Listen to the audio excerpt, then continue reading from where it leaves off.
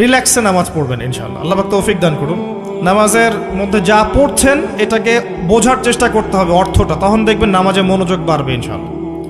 তার আগে অজুটাকে ভালো করে করবেন, তাড়াহুড়া করে অজু করবেন, রিল্যাক্সে অজু করেন, অজুর অঙ্গগুলোকে সুন্দর করে ধন। অজু পরিষ্কার হয় না, এই জন্য নামাজে মনোযোগ থাকে না। আর একটা বদভ্যাস আমারও আছে, আপনাদের সবারও আছে আমি জানি, অজুতে আমরা যে পরিমাণ পানি খরচ করি, এই পরিমাণ পানি দিয়ে নবী সাল্লাল্লাহু আলাইহি ওয়াসাল্লাম গোসল করতেন। হ্যাঁ, আর আপনার মাথায় যত চুল আছে তার চেয়ে বেশি চুল ছিল নবী সাল্লাল্লাহু আলাইহি ওয়াসাল্লামের মাথায়। আপনার দুজন তিনজনের মাথায় যত চুল আছে তার চেয়ে বেশি চুল ছিল নবী সাল্লাল্লাহু আলাইহি ওয়াসাল্লামের মাথায়। তারপরেও তিনি অল্প পানি দিয়ে গোসল করে ফেলতেন।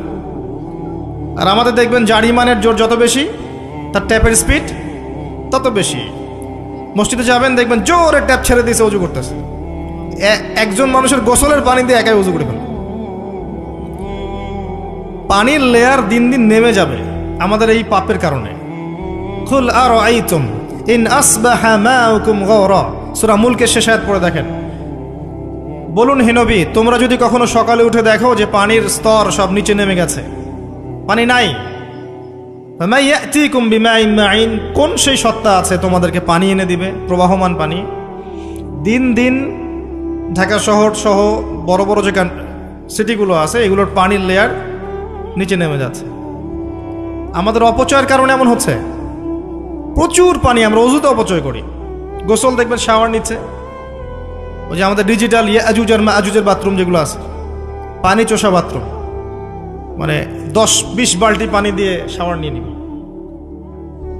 হ্যাঁ, আর মহিলা হলে তো কথাই নাই, আরো 10 বালতি এক্সট্রা লাগায়। তো সমস্যা, ওযু ঠিক করতে হবে, তারপরে সলাতে মনোযোগ বসবে ইনশাআল্লাহ। আল্লাহ পাক আমাদেরকে সলাত বুঝে আদায় করার তৌফিক দান করুন। মনোযোগ চলে যাবে, যাওয়া আসা করবে, মনোযোগ যাওয়া আসা করবেই, কিন্তু মনোযোগ ধরে রাখার চেষ্টা করতে হবে ইনশাআল্লাহ তাআলা। আল্লাহ পাক যদি ইহসান দান করেন মনোযোগ বাড়বে ইনশাআল্লাহ আযজা ওয়া জাল। আরেকটা টিপস বলবো, সেটা হলো নামাজে সূরাগুলোর মধ্যে ভেরিয়েশন রাখতে হয়। যেমন প্রতিদিন যদি আপনি একই রকম সূরা পড়েন, আমি নিজেও দেখেছি যে আপনি প্রত্যেক ওয়াক্তেই যদি একই সূরা দিয়ে নামাজ পড়ে থাকেন, দেখবেন মনোযোগটা তুলনামূলক কম পাচ্ছেন। তো এক এক রাকাতে যদি আপনি ভেরিয়েশন নিয়ে আসেন, সূরার মধ্যে ভেরিয়েশন বোঝেন তো, বৈচিত্র্য নিয়ে আসেন, আপনি দেখবেন মনোযোগ বাড়বে। খেয়াল করে দেখেন। এবং তাসবিহ তাহলিল যেগুলো করছেন এগুলোর অর্থটার দিকে যদি ফোকাস করেন, মনোযোগ কিছুটা হলেও বাড়বে। আরেকটা কাজ করলে মনোযোগ বাড়বে, প্রত্যেক সেজদায় দোয়া করতে পারলে। সেজদা করছেন, শুধু সুবহান রাব্বিয়াল আ'লা এতটুকু বলে উঠে যাবেন না, কমপক্ষে একটা দুটো দোয়া করেন সেজদায়, কারণ সেজদায় সবচেয়ে বেশি দোয়া কবুল হয়। আল্লাহ রাসূল সাল্লাল্লাহু আলাইহি ওয়াসাল্লাম বলেছেন, বান্দা সেজদায় আল্লাহর যত কাছে থাকে অন্য কোনোভাবে বান্দা এত কাছে আসতে পারবে না। এবং এখানে তোমরা বেশি বেশি দোয়া করো, নবী সাল্লাল্লাহু আলাইহি ওয়াসাল্লাম বেশি বেশি দোয়া করতে বলেছেন। দোয়ার জন্যে হুজুর ডেকে এত খাওয়ানোর দরকার নাই, নিজে দোয়া করা শেখেন, নিজের বাবার জন্যে, মায়ের জন্যে, আপনার আত্মীয় স্বজনের জন্য, আপনার নিজের জন্য, আপনার স্ত্রী সন্তানের জন্য, সমাজের জন্য, উম্মার জন্য, দেশের জন্য আপনি দোয়া করতে শেখেন। আপনার একটা প্রয়োজন, এই প্রয়োজনটাকে আমি বুঝতে পারবো, ওই আবেগটা কি আমার আসবে?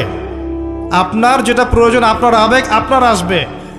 আপনার সন্তান অসুস্থ, আমি কি বুঝবো সেই ফিলিংসটা কেমন? আপনি বুঝবেন সেই ফিলিংসটা কেমন। অতএব নিজে আল্লাহর সাথে সম্পর্ক করেন। আর আপনি নিজেকে এত ছোট কেন মনে করছেন? আপনিও আল্লাহর সেই বান্দা, যে বান্দা আমি, যে বান্দা আর 10 জন মানুষ। আল্লাহ পাক আপনাকেও ভালোবাসেন, আল্লাহ পাক অবশ্যই আপনাকে ভালোবাসেন। জীবনের দীর্ঘ সময় পর্যন্ত আপনি আল্লাহকে ডাকেন নাই, আল্লাহ আপনাকে ফেলে দেয় নাই। আল্লাহ আপনাকে খাওয়ান, এখনো পরান, বাঁচিয়ে রেখেছেন, আল্লাহ নিয়ামত দিয়েছেন। আল্লাহ আপনাকে ভালো না বাসলে এমনি করেন? আল্লাহ পাক অপেক্ষা করছেন কবে খালি আপনি আসবেন আল্লাহর কাছে, এসে বলবেন আস্তাগফিরুল্লাহ ওয়া আতুবু ইলাইহি। আল্লাহ পাক অপেক্ষা করে বসে আছেন আপনার জন্য। আপনি কোথায় যাচ্ছেন? ফাআইনা তাযহাবুন। আল্লাহ পাক বলেছেন ফাআইনা তাযহাবুন, কোথায় যাচ্ছ তোমরা? কোথায় যাচ্ছেন? টাকার পিছনে, বাড়ি গাড়ি, স্ট্যাটাস, স্ত্রী সন্তান, ভোগবিলাসের পিছনে? আল্লাহ অপেক্ষা করছেন আপনার জন্য। আসেন, সেজদা করেন। ওয়াসজুদ ওয়াকতারিব, সেজদা করেন, নিকটবর্তী হন। আল্লাহ আপনার জন্য অপেক্ষা করছেন। যাবেন না আল্লাহর কাছে? আল্লাহ পাক সবাইকে আল্লাহর কাছে ফিরে আসার তৌফিক দান করুন। এটাই হোক আমাদের কাছে আসার গল্প, এটাই হোক আমাদের কিসের গল্প?